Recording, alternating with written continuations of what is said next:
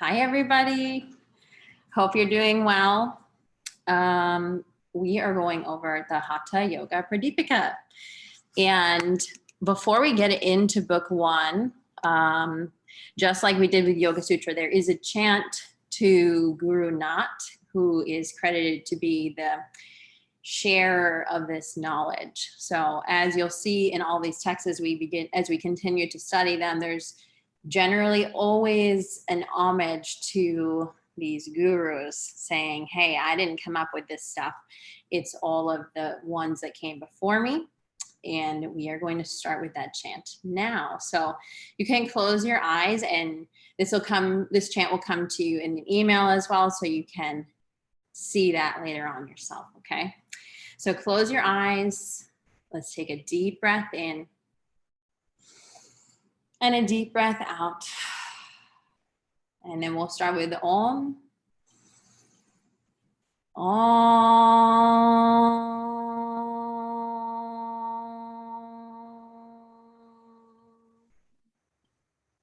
And I'll do call and repeat. Pranayama Shri Gurum Natam.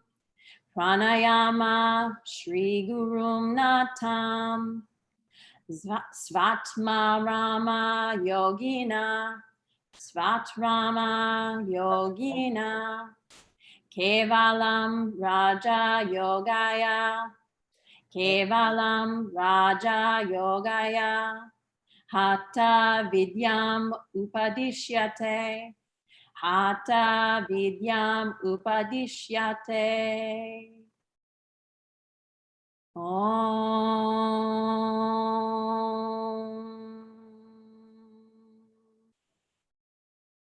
You can just sit for a moment.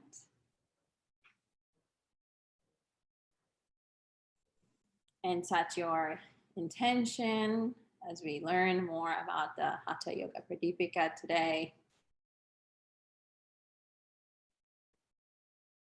And then you can blink your eyes open. Thank you. So before we actually get into it, actually, let me tell you what that chant means. Prostrating first to the Guru Yogi, Svatma Rama, instructs the knowledge of Hatha, the highest store of yoga. So sometimes maybe people get a little bit confused between Hatha Yoga and Raja Yoga. And you can think of Raja Yoga as like the umbrella, which holds all, and Hatha Yoga being the first step. Now, the major difference is that Hatha yogis believe that before you can practice the yamas and niyamas, which are also included in their own form in the Hatha Yoga Pradipika, we have to transform and cleanse and detox our bodies and our minds. That we can't possibly practice the ethics of yoga if we have a lot of toxins or a crazy mind or a lot of attachments or aversions. So you will see that in this tradition, the approach is slightly different, that they're asking you to work on cleansing your body and your mind before you start practicing the ethics, if you will. But they, of course, can happen simultaneously, and they generally spontaneously arise as you start to detox and as you start to cleanse. You'll notice that you naturally gravitate towards these lifestyle changes. So that's like the primary difference there. Is there anything that you would like to add to that, Bristol? No, except to say that, modern yoga, we tend to kind of try to do all the things, like throw it all at the wall and see what sticks. So there will be some students, who are like really drawn to the asana and the pranayama, and that's like their gateway. And then, as Liz is saying, they naturally begin to practice the yamas and niyamas. Others will find that they're really drawn to the intellectual side of it. And so in my opinion, it's good to try all of the paths towards the destination. Yeah, and I think once you find your groove, you settle in and you continue to follow that. So in Hatha Yoga, it's called Shadanga Yoga. There are 6 limbs. Like in Raja Yoga, we have 8 limbs. So there's asana, the Shatkarma Kriyas, Pranayama, Mudras, Bundas, and Samadhi. So a little bit different, and you can compare, contrast that to the Raja Yoga that we went over with the Yoga Sutra. All of these limbs, it said in Hatha Yoga, can take you to mukti, to liberation, right? So if you practice asana, that can be your path. For most of us, that is our path. If you practice the Shatkarma Kriyas all the time, you can get there as well. So they're saying that for each of these, Pranayama, Mudras, and Bandhas, you can reach mukti. I'm laughing at Bristol's cat's tail just right there. So one interesting aside, in Buddhism, we say that the Buddha, when he practiced, and we'll get into the history of that, he was a yogi for many years, practicing Hatha Yoga, actually, with the Nat yogis before he went his own way. So that's just an interesting fact. It said there are a couple of important things that we should know when we're practicing Hatha Yoga. And one of those is that throughout the course of the day, through the Ida and Pingala Nadi, our energies change. And they say that that happens about every 2.5 hours. And as we start to get more subtle in our awareness, we can feel those changes happening. So all of these things that we're going to talk about and teach you happen in accordance to the relationship between the sun and the moon, the masculine and feminine energies in the body. So there's much more of an emphasis and dialogue around these energies and the interplay that they have with each other, which is said to be understood in the Yoga Sutra, but they don't spend as much time or put things as well into layman's term as they do in the Hatha Yoga Pradipika. And it's said that the Hatha Yoga Pradipika really changed things because it was the first time that the asana and the pranayama and these specific instructions were provided for people to actually implement into their lives. So all of a sudden it took this tradition, which was very secretive, if you will, and kind of made it more available to people. So this book, we owe a lot of credit to. So there are some requirements, it said, to practice Hatha Yoga Pradipika. And the first one I mentioned before is the purification of our bodies, our minds, and our prana. And we've touched a little bit on the gunas, and that those are the elements, right? The colors that everything is created with. And they can be tainted, and we're trying to move into more of a sattvic state. And Hatha Yoga really focuses on bringing the gunas and our energies into that sattvic state. Really, they say that Hatha Yoga is to like shatter tamas. So if you're a very tamasic person, lethargic or kind of like low energy, I think it's interesting because a lot of people think Hatha Yoga is very gentle, but actually Hatha Yoga is not gentle. It's vigorous and very spontaneous. So I think we'll be implementing that into some of our classes, but the movements are like very jerky and sudden. And the pranayama and the kriyas like definitely get energy moving. So this is a really good practice for someone who's tamasic and, kind of feels sluggishness. It also requires you to have a great sense of discipline, tapas, right? You have to practice these things all the time in order to have them be effective and to notice any differences. So if that is you, then perhaps this is something you want to consider.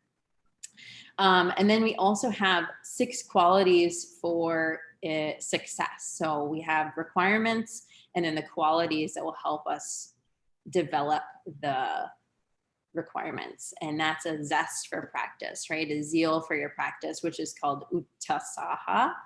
And then perseverance, which is sahasa. Courage, dharyat. True knowledge, tattva jnanas.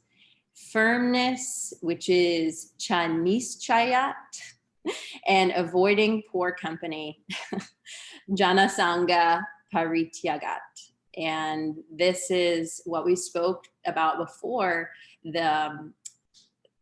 your affinity to hang out with people who are also practicing these things grows, and your desire to hang out with people who are not practicing these things starts to dissolve. So all of these things, just like the other lineages, are going to help you on the path. So we are going to start now going into chapter 1. And if you have, hopefully you have your book in front of you.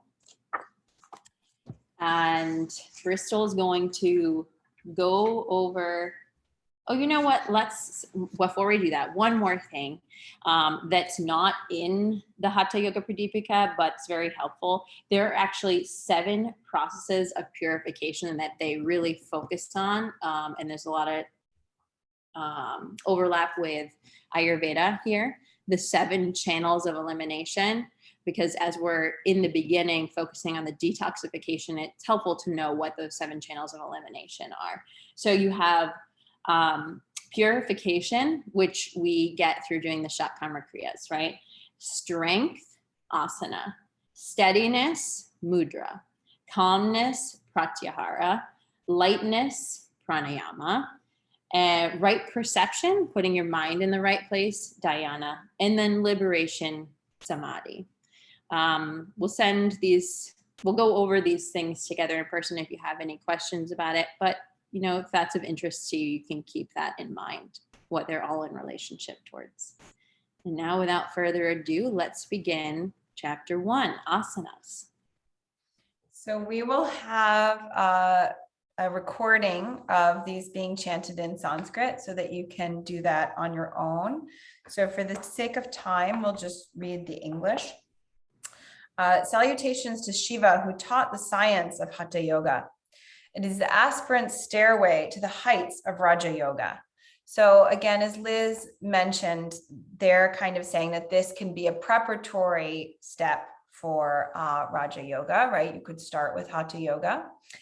And as we always want to do, it's very auspicious to start by offering our gratitude and salutations to God and to the Guru. So saluting Shiva. Yogi Svatmarama, after saluting the Lord and Guru, explains the science of Hatha for one reason, Raja Yoga. For those ignorant of Raja Yoga, wandering in the darkness of too many opinions, compassionate Svatmarama gives the light of Hatha. So for those of us who are finding the Raja Yoga path to be very challenging, Svatmarama is setting this up as an option to practice instead. And he is very compassionate because this is really the first, manual that's giving us really, really detailed asana descriptions and pranayama descriptions. And before this, as Liz mentioned, this was usually passed down by the Guru. So this like step-by-step textbook approach was a very compassionate, giving thing to provide to yogis worldwide and for all time. I would just like to add from another translation, there's a proverb, many sages, many opinions. The highest goal in yoga is attainment of kaivalya, at the point which Raja Yoga culminates. Ultimately, all spiritual practices and branches of yoga lead to that state, but there are as many ways of reaching the goal as there are individuals in the world. If we try to follow and believe that every path is applicable to ourselves, we will never attain the final experience. When a person's individual method has to be systematic, whether one practices karma yoga, Bhagavad Gita, bhakti yoga, kriya yoga, jnana yoga, Zen Buddhism, or a combination of a few varying techniques, one has to have an ordered system, and that system has to be followed from the beginning to the end. So this applies to me as well. I like to jump around, right? I have an affinity for Hinduism and for Buddhism, but they are saying that it will never work until we commit to one and know it from the inside out. We can't like pick and choose. To a point, it will get us so far, but we cannot attain liberation until we commit and do everything exactly as they're telling us to. And I think in our society where we like to pick and choose things a lot to kind of fit our lifestyles, that's really relevant because they're saying it's not going to work if we do it that way. Okay, so next we have a long list of all of the gurus and masters in this path. So Matsyandra, Goraksha, and others know well the science of Hatha. By their grace, Yogi Svatmarama also knows it. So it's very good karma to always thank your teachers and always ask them to keep teaching you, right? And so this is a way of doing that. And then he lists all of these masters in this lineage: Shiva, Matsyandra, Shabara, Ananda, Bhairava, Chaurangi, Meena, Goraksha, Virupaksha, Bileshaya, Mantana, Bhairava, Siddhi, Buddha, Kantadi, Korantaka, Surananda, Siddhapara, Charpati, Canary, Pujapada, Nityanatha, Niranjana, Kapali, Bindunata, Kaka Chandishvara, Alama Prabhudeva, Godacholi, Tintini, Banuki, Naradeva, Kanda, and Kapalika. These and other great masters, having conquered death through the power of Hatha Yoga, roam the universe. And all of these masters, you can find out about, and we could spend, our lifetime actually learning about all of these masters. For instance, Chaurangi was a prince whose evil stepmothers, I'm a stepmother, there's like always evil stepmothers, had his limbs cut off so that her son would ascend the throne. And Chaurangi practiced kumbhaka, as it said, until his legs grew back, and it took him 12 years. So all of these masters listed here have stories, and I don't personally know them all, but I hope that over time I will eventually. And this is another really great Hatha Yoga Pradipika translation from Swami Mukti Bodhananda. And she mentions the 8 major siddhis, which a sadhaka has to master before he's considered a siddha. So we talked about siddhis in book 3 of the Yoga Sutra, right? And so some of these you're familiar with, but they're anima, the ability to become as small as an atom; laghima, the ability to become weightless; mahima, the ability to become as large as the universe; garima, the ability to become heavy; prapti, the ability to reach any place; prakamya, the ability to stay underwater and to maintain the body in youth; vashitva, control over all objects, organic and inorganic; and ishatva, the capacity to create and destroy at will. So a mahasiddha becomes omnipresent and omnipotent because he's purified and perfected, not just the physical, but the pranic body. And so all of these siddhis will arise on this path to the mastery of Hatha Yoga.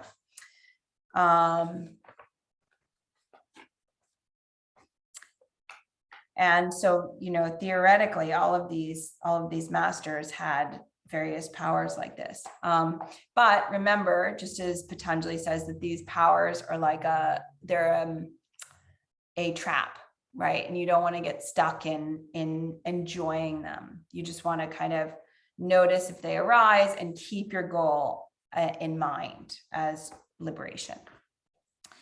So Hatha is the sanctuary for those suffering every type of pain.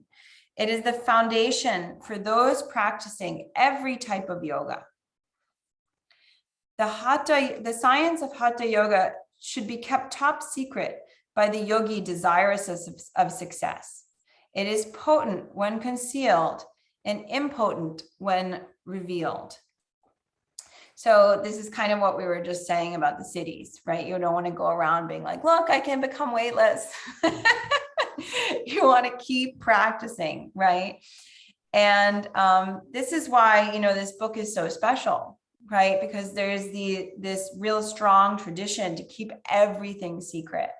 So it said that even this book, you really need a guru's help to kind of uncover completely. But we're really lucky that they kind of put aside the secrecy requirement a little bit, or minimized it in order to release this book. I'd just like to add one thing also from the same translation. Sadhana is like a seed, and siddhis are like flowers. If you want a seed to germinate, you have to leave it in the soil. If you dig it up to show your friends and neighbors how it's progressing, it will not grow any further. It will die. I actually have these jackfruit seeds that I got a jackfruit and I planted them, and I have keep poking into the soil to see how much they've sprouted. So that's my karma right there to remind myself of that. Likewise, the siddhi is just the germinating point of your sadhana. If you are trying to cultivate fully bloomed awareness of Atma, you will have to act properly. Sadhana is not a biology lesson where you dig up the plant to investigate its roots. Sadhana involves the growth of your own spirit, and it's like the process of giving birth. When a fetus is growing in the womb, we can't peep into the intermediate stage of its development. We have to wait for the final product. So then Svatmarama gets into some very precise directions. So he tells us where we should live, right? The Hatha yogi should live in a secluded hut, free of stones, fire, and dampness, to a distance of 4 cubits in a country that is properly governed, virtuous, prosperous, and peaceful.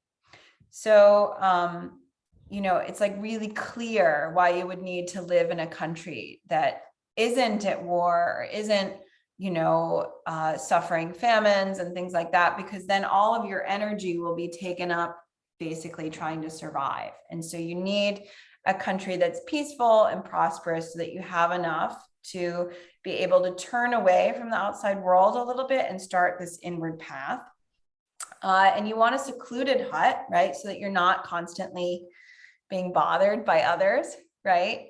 And, we see this nowadays. Monks usually tend to live, outside of the rest of society so that they have a lot of alone time. And I often think, wow, I'd be so much more enlightened if I didn't have to drive, or if I didn't have to do such and such in the world. And so it can be very helpful to be living as a householder, as we all are in the world, and having to confront all of these situations that happen and try to keep our equanimity during them. But if you can kind of remove yourself from any situations, then you're going to have the time to go inwards, right? And instead of just constantly responding to everything around you. Obviously, you don't want stones, because you're going to be doing a lot of yoga in there, and you don't want to have a stone in your back. You don't want a lot of fire, right? You don't want your hut to burn down. And you don't want dampness, right? You don't want mold and mildew and all of these things.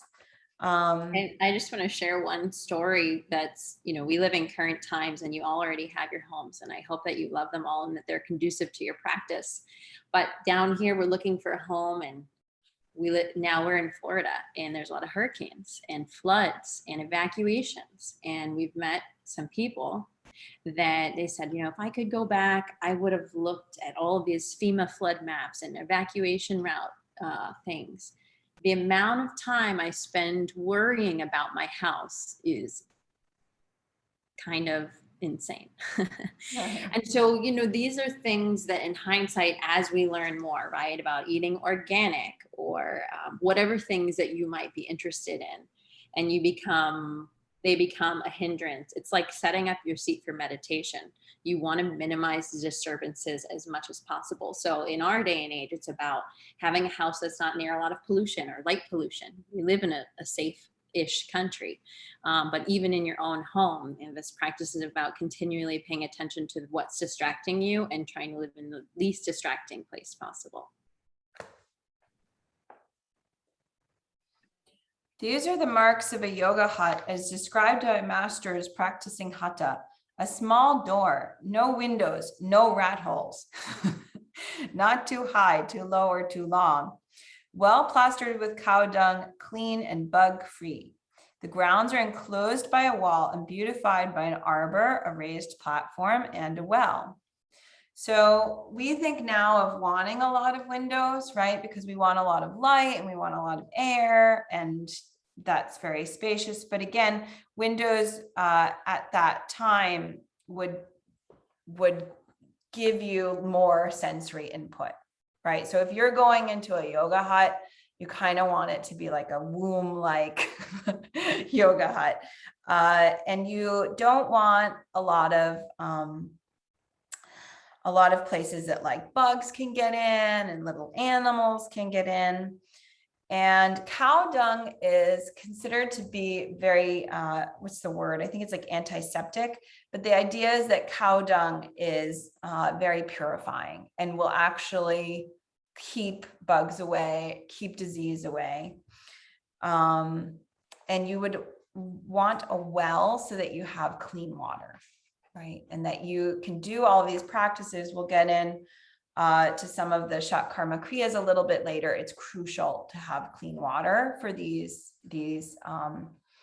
enemas and neti ablutions. So you would definitely want that. Just one more thing about darkness, as Bristol was saying, you want a womb-like environment. They have studied the levels of DMT, which is dimethyltryptamine. It's a naturally occurring hormone in our pineal gland. And darkness helps to increase that hormone in our bodies. And it's said that when they look at monks in samadhi, that the levels are kind of off the charts. So ideally, when we are in meditation, a lot of us like to be out in nature, in beautiful beach or something, but there's a reason why, Dzogchen yogis, for example, go into a completely dark hut. Or if you go to India someday, you can go to like Vashista Gufa cave, and you'll see like deep in the back of the cave, there's a yogi meditating. And that's kind of one of the unspoken reasons as well, is that it helps to increase those hormones that we want and shuts down sensory perception. Also, they didn't have screens, like they couldn't get bugs to keep from going out the window or going in the window. And so, and Liz is right. Like when you go on a meditation retreat, if you go in a meditation cell, it's not bright, it's very dark, so that you can internalize the awareness and draw the mind inwards. Living in this hut, free of all anxieties, one should earnestly practice yoga as taught by one's guru.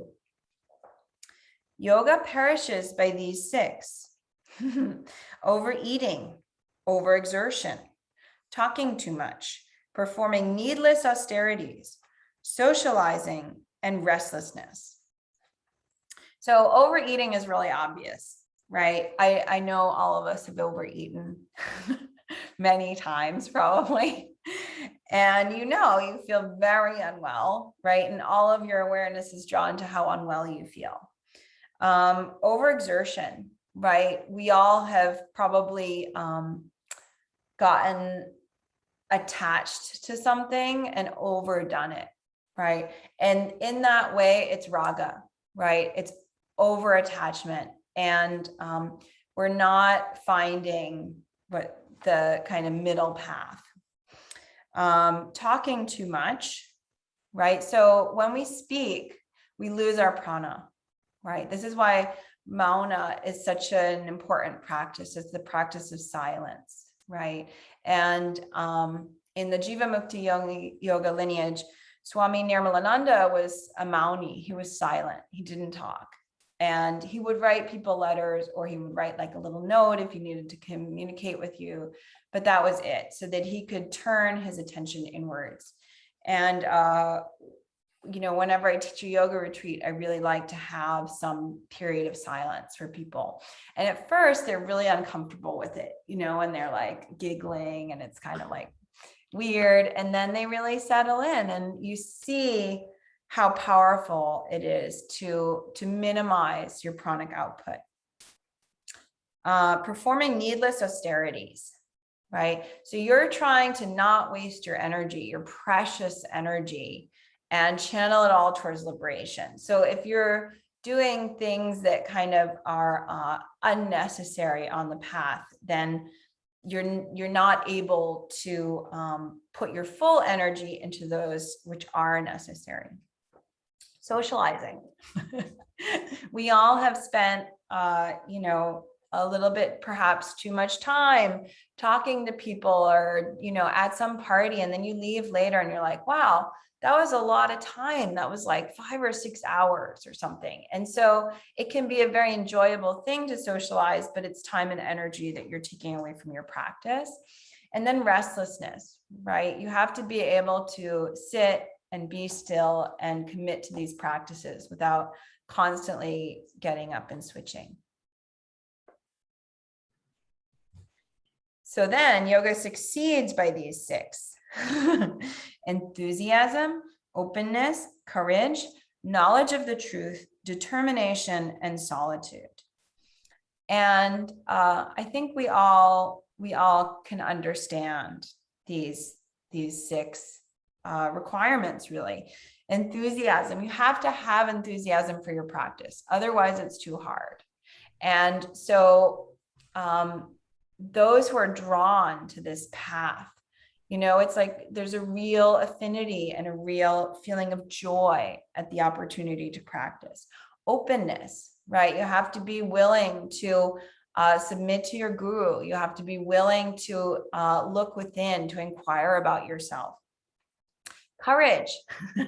It's a little scary, right? To be like, I want to achieve liberation and samadhi. That's not the normal thing. Like, I want an extra pair of jeans and a really nice pair of shoes and a 401k. It's like, it's a brave choice to be like, I want to see how far this gets and see if I can transcend this body and this mind, right? So it requires courage now, and it definitely required courage then.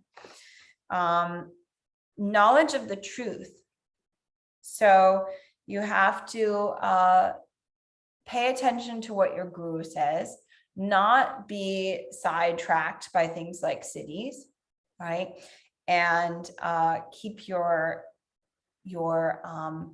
awareness of right knowledge, right? Patanjali spent a lot of time in book 1 saying, how do we know if something's right knowledge, right? If a guru tells us, if we see it with our own eyes, if we can infer it, right? Determination, you need a lot of determination, and solitude, right? So in our yoga hut. Asanas are described first because they are the first step of Hatha. They give steadiness, health, and lightness of body. So now in the West, we're basically following this prescription, right? That asanas are going to come first, because for a lot of people, they're finding it really hard to fully practice the yamas and niyamas. So if they start with the asanas and find that steadiness, health, and lightness, they will not want to compromise that by the negative feeling of knowing you've lied or the negative feeling of knowing you've stolen. I will describe some asanas endorsed by Vasishtha and other sages, and by Matsyandra and other yogis. So correctly place both soles of the feet inside the thighs and knees. This is Swastikasana. So we did these a little bit in class last month, but Swastikasana, you're basically tucking your feet into your calves. And this is a really comfortable seat, especially for those who have trouble with Put your lotus. screen down a little bit, Bristol. Oh, thank you, Liz. The knees are, yeah. It's also on page 3 in your book. And so you can see like her foot, you can't really see it on mine. I'm not wearing great leggings for it, but my toes are coming up in between my calf and my foot is tucked in.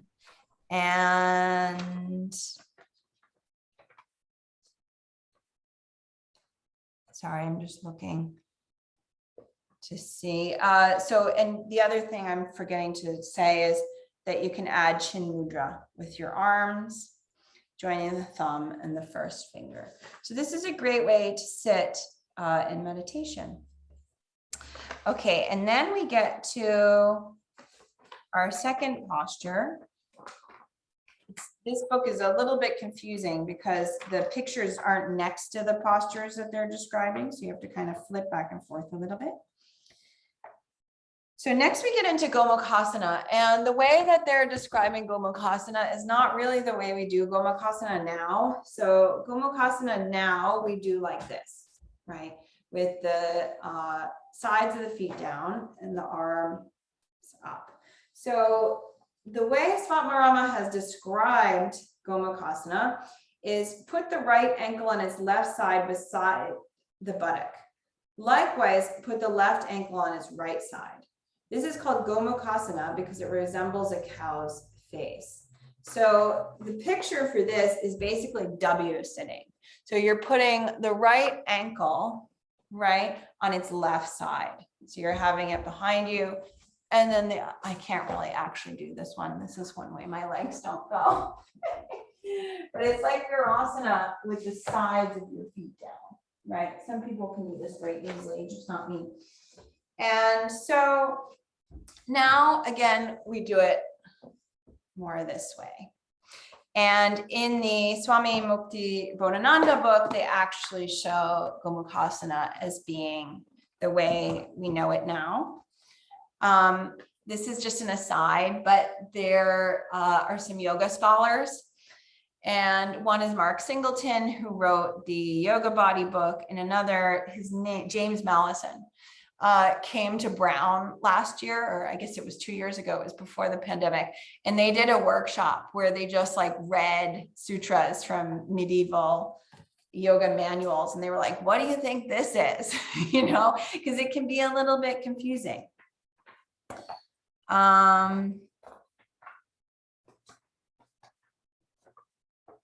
Similarly, place one foot on top of one thigh and the other thigh on top of the other foot. This is Virasana. So in our Brian Akers translation, they're showing Virasana as being like what we consider to be Gomukhasana now. We all consider Virasana usually to be sitting inside your heels, right? And so it gets extra confusing because Swami Mukti Bodhananda shows Virasana to be completely different, right? So sitting on the left heel, bending the right knee and placing the foot beside the left knee. So it's almost like a Mayurasana variation. So the important thing to know is that all of these have morphed into various yoga postures, right? And the point is just to kind of practice them, and all of them will open your hips, which is good for sitting. Yeah, I think also just to add off what Bristol's saying, like all of the same movements are in all three. What we know, Brian Akers, Swami Mukti Bodhananda, they're just interchanged, but all of the same movements have been there since the introduction of the Hatha Yoga Pradipika. They're just calling them different things for whatever reason.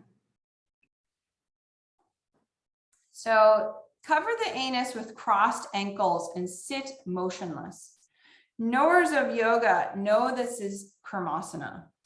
So Karmasana nowadays is to have the legs over the arms and to reach the arms out and your legs forward, right? So this is not covering your anus with crossed ankles.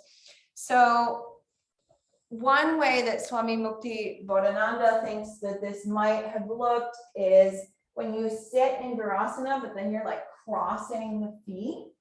So that's posited as maybe having been Karmasana. But again, modern times, we think of Karmasana as this one. And there's even a little note in your translation, right? That nowadays Karmasana is different. Settle in Padmasana. Put the hands between the knees and thighs. Place the hands on the earth. Lift into the sky. This is Kukutasana. And I may have said this, but I should have said it if I didn't. So Karmasana, Kurma is a turtle, right? Or a tortoise. And Kukutasana is a rooster. So you get your legs into lotus. We worked on this in class on Sunday of our last training weekend during the hurricane. And then you take your arms through your legs. So you have to have a great amount of hip flexibility for this to happen without your knee chain torquing at all or getting injured. So you just want to do this very mindfully. And then you lean forward and lift up. It's hard for me to do it and talk, but you're trying to really lift your chest. You can think about actual roosters, right? They are like so proud of themselves. They're strutting around, right? It's that same action. You kind of go forward and lift your chest, and you really are like proud in the sternum. Okay, and then the next asana is basically the same kind of a thing, except we're going onto our back. So nowadays, this is usually called Garbha Pindasana, and you rock around in it. They're calling it Uttana Kormasana, which is basically a turtle in its shell. So you bring your arms through your legs in lotus, join your neck with your hands, and then lay on your back. And just stay there, right? So you're like a tortoise in its shell. Okay. Great. So bring the big toes as far as the ears with both hands as if drawing a bow. This is Danyarasana. So I am not warmed up enough to show you this one. Nowadays, we usually do Danyarasana in class as so, right? Full Danyarasana, you're reaching your arms over your head to catch your toes. And so I would flip my elbow up and be reaching both arms back towards my feet. This is a very, very deep back bend, and you have to be really, really flexible in your shoulders. So you can do it with a strap.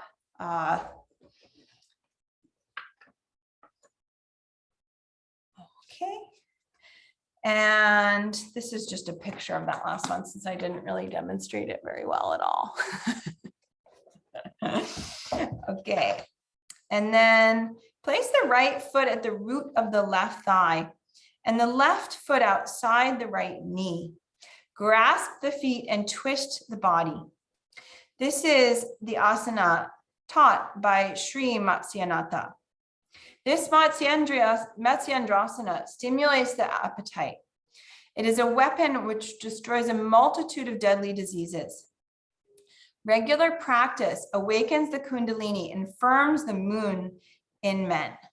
So firming the moon is like, the moon is the feminine side channel. So you're trying to find this evenness between the right and the left side. So men, right, as masculine beings, would be looking to even that out by firming the moon, right? Females would be looking to firm the sun. So Metsyandrasana, the way that they've described it as placing the right foot at the root of the left thigh. So full Metsyandrasana, that's doing it in the half lotus, right? And then you cross the other leg over. Can't really see me very well. And then you twist from there, right? This is quite challenging. You have to be pretty flexible to get that foot outside that knee. So we almost always just teach it with the heel below the sit bone. I don't know why I'm saying almost always. We pretty much always teach it. It's in third series of Ashtanga to do the half lotus. And that's called Purna Metsyandrasana, right? You twist with the lotus and you take your foot. We're doing Ardha Metsyandrasana. Ardha means half, right?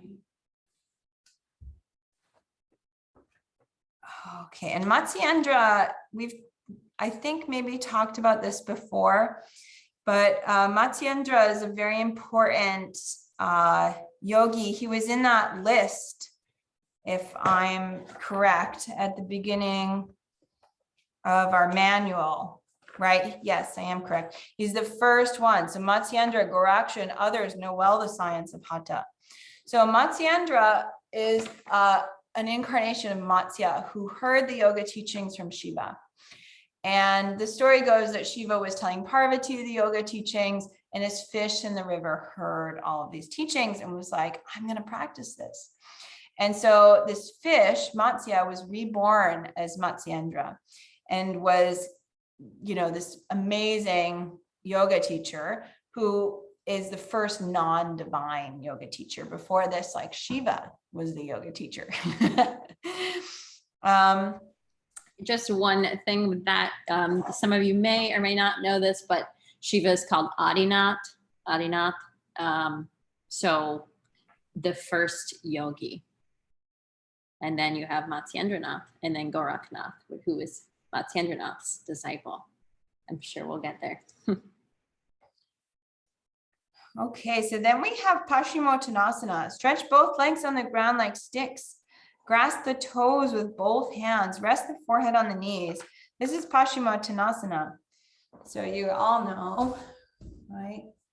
Making that stick shape with the body. This Pashimo Tanasana is foremost among asanas. It reverses the breath's flow, kindles the fire of the stomach, flattens the belly, and brings good health to men.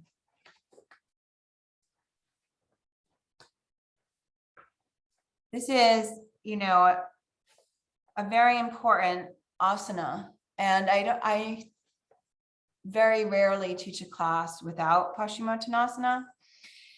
And Paschimottanasana is said to mean like east to west.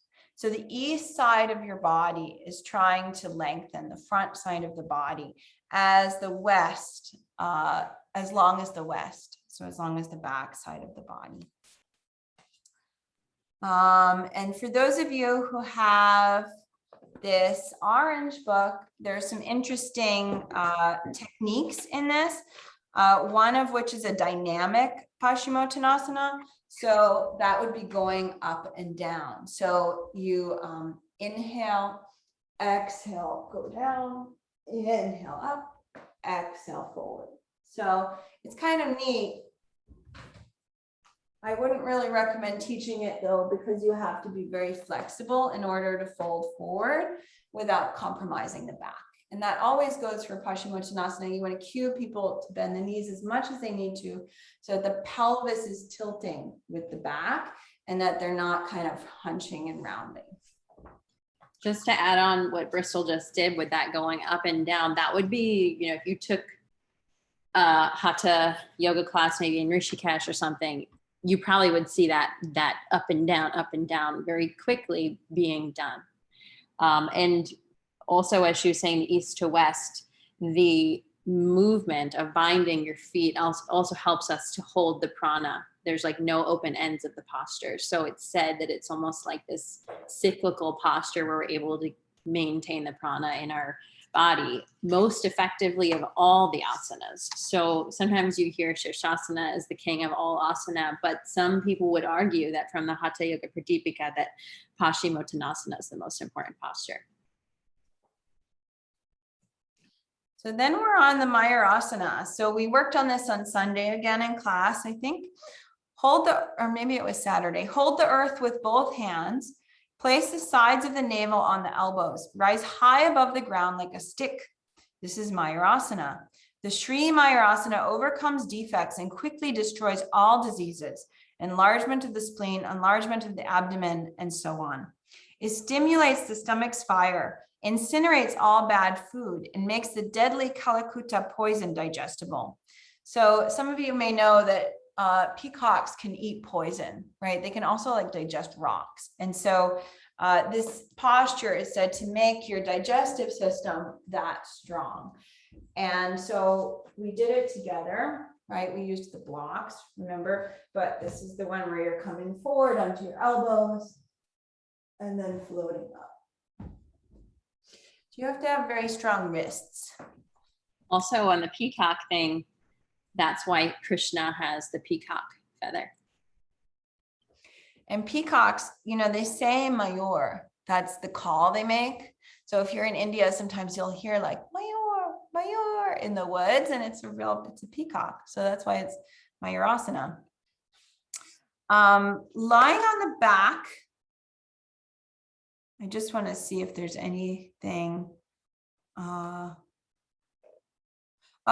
was one more thing I wanted to say about peacock. So we know that what we eat has a very big impact on our practice, right? You've all certainly felt that.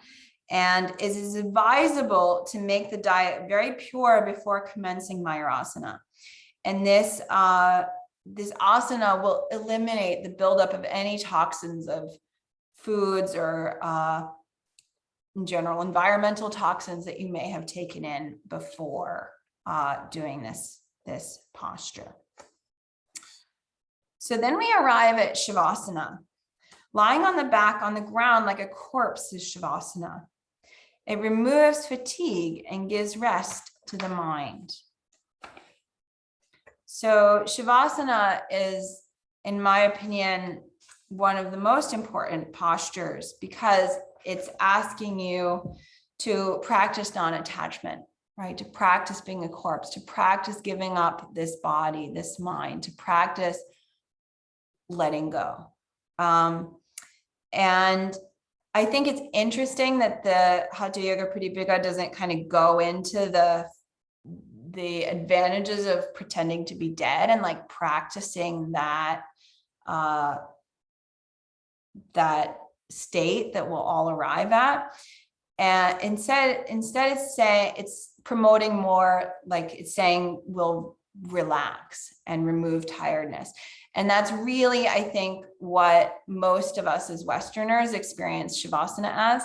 Like once I was teaching a class and my boss came to it. This is when I lived in London. And then afterwards she came up to me and she's like, what's that nap time at the end? She was a really intense woman. And so anyways, in the West, people do sometimes think of it as like not important or nap time, right? Or like just a rest or even an integration. But it will eventually become this totally profound experience of letting go of the body. And so I think that's something that's like taken for granted that you'll realize through practice of this posture. Okay. So then we get into the essential 4 postures. 84 asanas were taught by Shiva. Of those, I shall describe the essential 4. Siddha, Padma, Simhan, Bhadra, these 4 are the best. And of these, Siddhasana is always comfortable to maintain.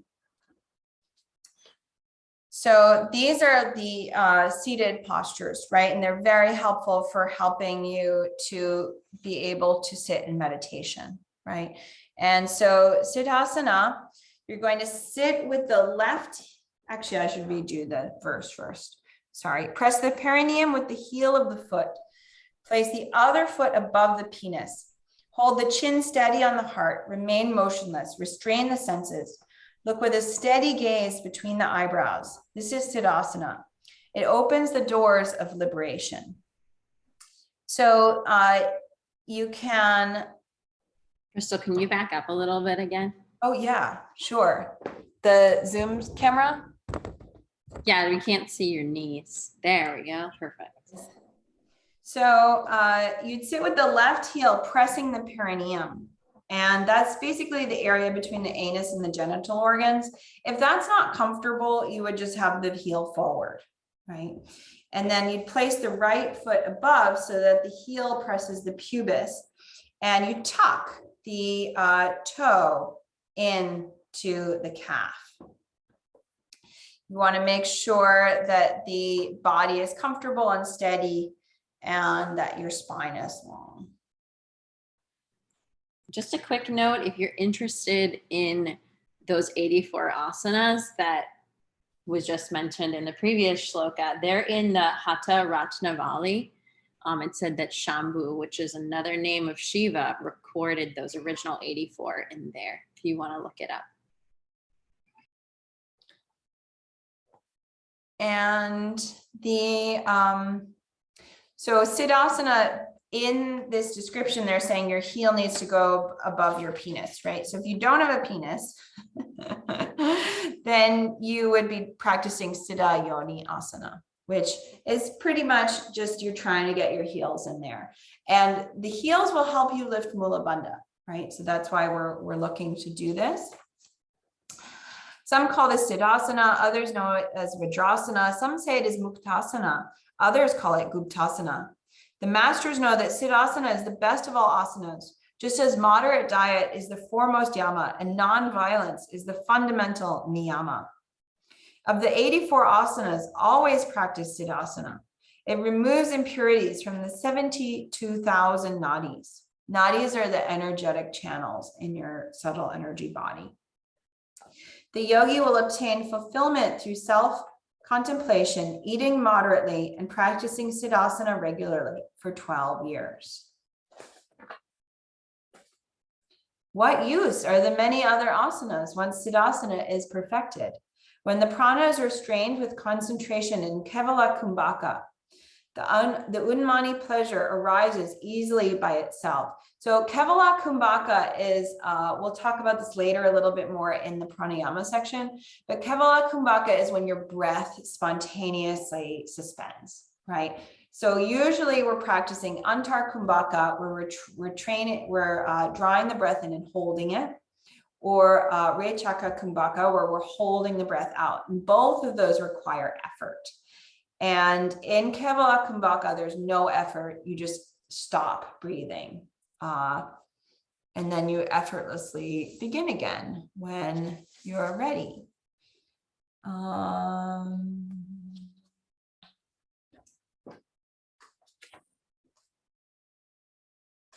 And the Unmani is a mindless state. So it's when your mind completely settles, like a pond without waves, right?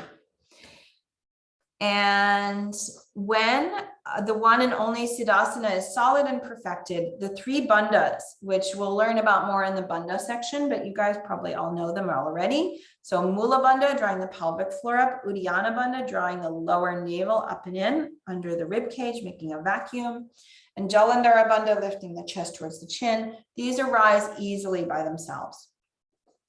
There is no asana like Siddha, no Kumbhaka comparable to Kevala, no mudra equal to Kechari. So Kechari mudra we'll talk about more in the mudra section, but it's bringing your tongue back towards the nasal cavity. And no Laya like Nada. And Laya is like the dissolution of the mind. So nada is the inner sound, nada yoga. And so that is said to completely quiet your mind. Okay, so let's move on to Padmasana, right? So place the right foot above the left thigh and the left foot above the right thigh. Hold the big toes firmly with both hands from behind. So this is hard to bind. So you reach the foot that is on top, you want to reach that one first because those toes are going more out to the side. And then you can kind of lean forward and turn in order to get the other arm around as much as you can.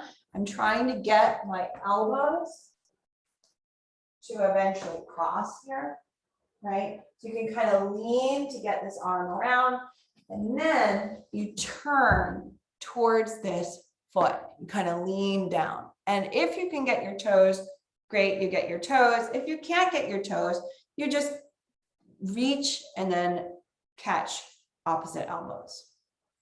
So they've just spent, or I shouldn't say they, Smatmarama has just spent a lot of time telling us how important Siddhasana is.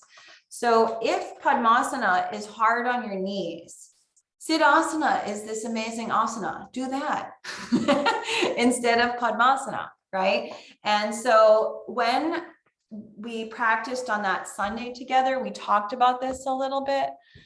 But when you are trying to go into Padmasana, you want to feel like you're not going into full Padmasana until you can get the bent knee down to the floor without effort, right? I'm not pushing my knee down. It just gradually releases down. And then you want to feel like you can slide the top foot in without effort.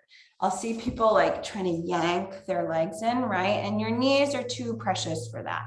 So you can always do half lotus. You can always do Siddhasana. The right leg in first is what they're giving in the Hatha Yoga Pradipika, right? So we always do the right leg first in Ashtanga. It is helpful to do the left leg first occasionally, just don't tell Saraswati. Because when the leg is crossing over, right, the left hip is actually getting more flexible because it's not just drawing in, it's going up and over and in. So I like to switch up my lotus every once in a while. However, it is not correct because Swatmarama has said right foot on the left thigh.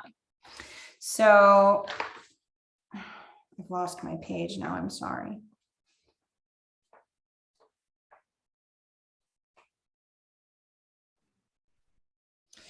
Chin, thank you, Liz. Put the chin on the heart. Look at the tip of the nose. This is Padmasana. It destroys the sickness of those who practice it. Drag the upturned feet onto the thighs. Place the upturned hands in the middle of the thighs, right? So my feet are naturally going upwards. Turn the palm up. Keep the eyes on the tip of the nose. This is Nasagra Drishti. Hold the root of the front teeth with the tongue. So this is said to be a good way actually to help you practice Ujjayi breath, is just to have the tongue very gently resting behind the teeth, right? And that also will help you find Mula Bandha. Place the chin on the chest, slowly lift the wind upwards. Some call this Padmasana. It is the destroyer of all diseases. Not just anyone can have it. Only the wise on earth attain it. Form a solid Padmasana. Clasp the hands together. Put the chin firmly on the chest. Contemplate the absolute in the mind.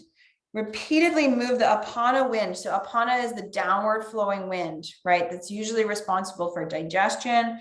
Turn that, move it upwards, and the inhaled prana downwards. Thus a man reaches unequaled knowledge from the power of Shakti. So you'd be moving the Apana Vayu upward and the inhaled prana. So prana Vayu normally is going upwards. You move that downwards. And then you're concentrating the energy in the navel center. The yogi who sits in Padmasana and holds the breath inhaled through the nadis is liberated without a doubt. Place the ankles below the scrotum on both sides of the perineum. The left, so now we're on a new one. We're on Simhasana. Place the ankles below the scrotum on both sides of the perineum. The left ankle on the right ankle on the left. Place the hands on the knees. Spread the fingers, open the mouth. Gaze steadily at the tip of the nose with a well-concentrated mind. So Simhasana, we now know as more like lion pose, right? And so in Simhasana, now we usually do what they're showing in the book. She's sticking her toes out. So there's again some options for Simhasana. You can do it with your legs in lotus and roll over your legs, right? The Brian Akers translation shows more of kind of like a Gomukhasana situation happening, except they're crossing at, trying to keep all my pages open. They're crossing at the calves instead of the knees. So you've got the heels on either side, right? And then the feet are kind of crisscrossed. And you can do this roaring out through the mouth like a lion. In the Swami Mukti Buddhananda book, They have more of a Siddhasana kind of a shape where you're crossing the calves and then resting the thigh between the calf, or you can do it with the knees wide and the heels back towards the perineum. Either way, you're doing that sticking out of the mouth or opening of the mouth, spreading your fingers apart, right? So you can go forward or back, and then gazing at the nose tip. So we usually in yoga practices add kind of a ha sound, a roaring like a real lion. But the point is to have that concentrated mind.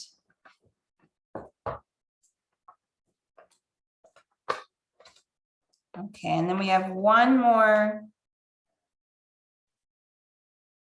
which is Bhadrasana.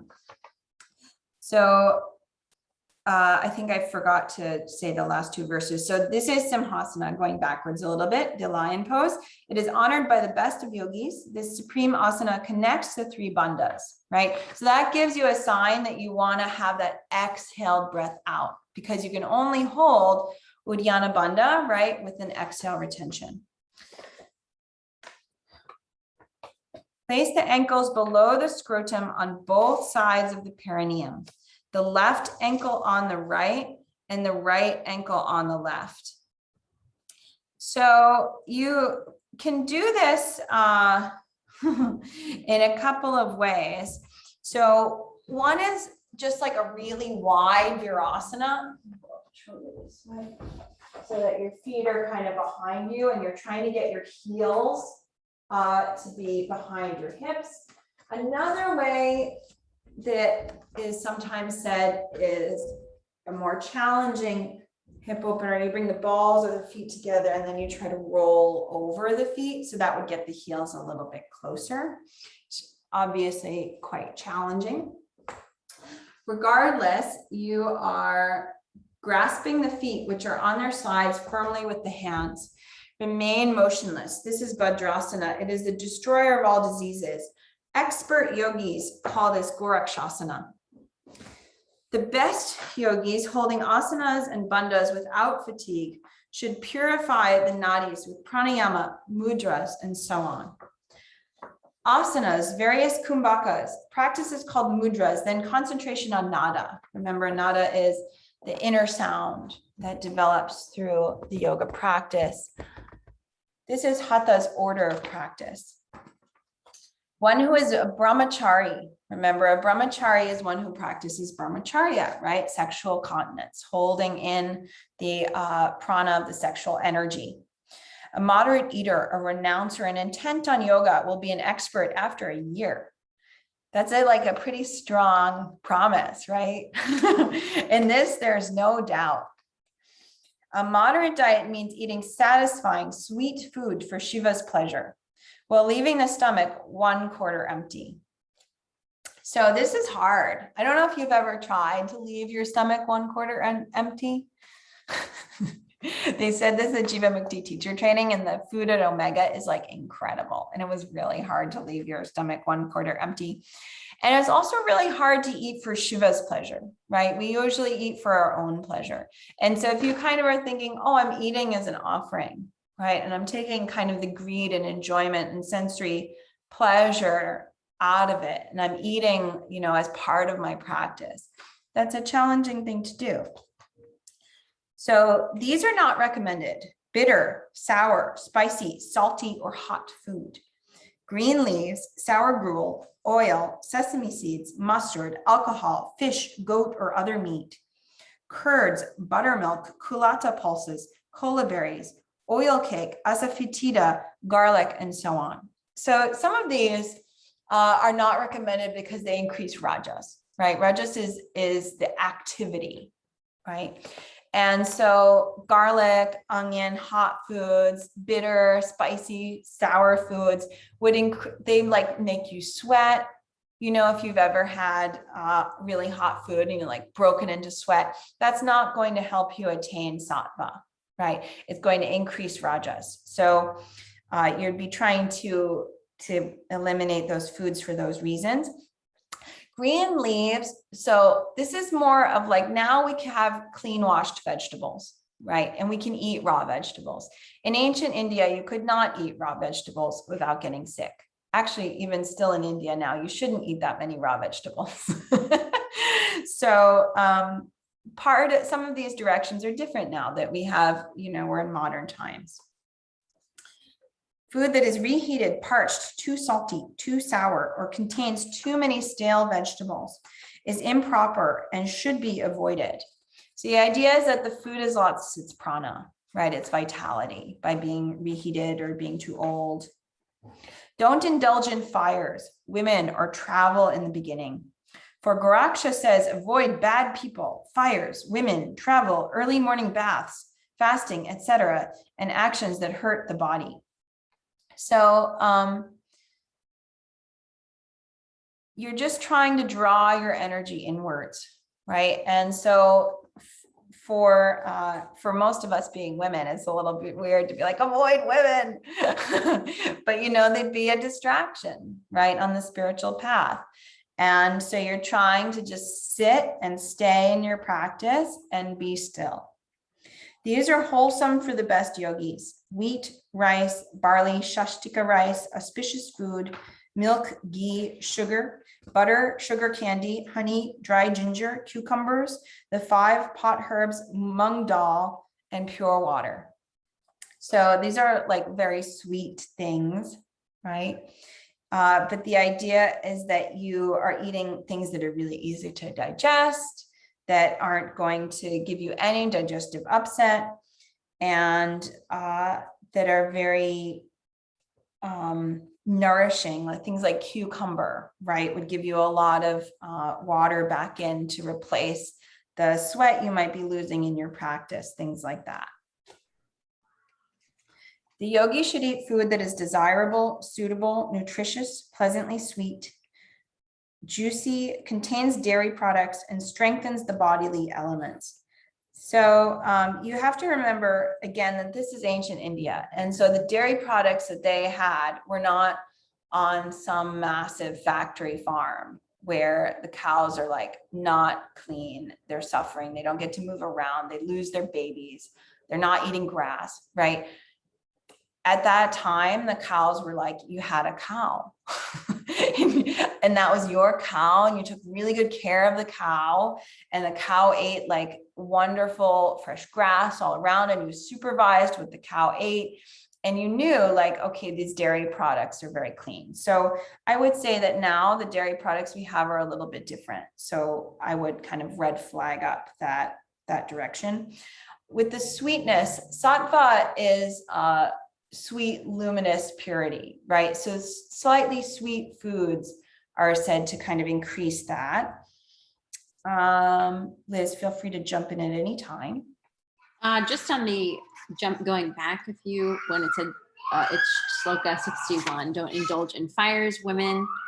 As women, that would mean don't indulge in men for us, right? Don't like flirt, even if you aren't going to sexually do anything. All of the energy that we expend thinking about whatever sex you are attracted to. I shouldn't say men, that's not PC. Whatever you are attracted to, don't waste your energy there. So we only have a couple sutras left, and they're pretty simple. One succeeds in all yogas through energetic practice, even if one is young, old, very old, sick, or weak. The practitioner will succeed, the non-practitioner will not. Success in yoga is not achieved by merely reading books. So you just got to practice, right? Success is achieved neither by wearing the right clothes nor by talking about it. Practice alone brings success. This is the truth without a doubt. Practice Hatha's asanas, various kumbhakas, and excellent karanas until the fruit of Raja Yoga is won. Thus ends the first chapter in the Hatha Yoga Pradipika. And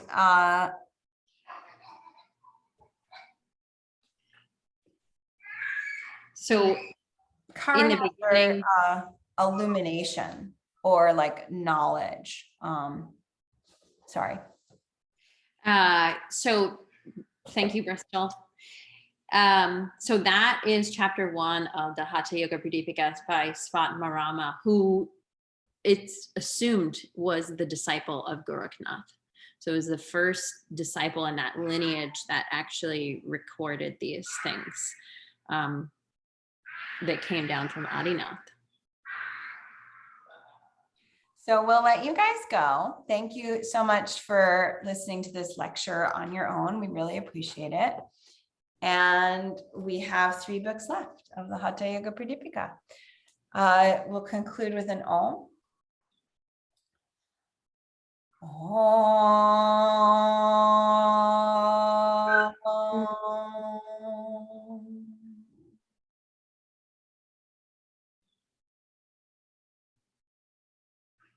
Thank you.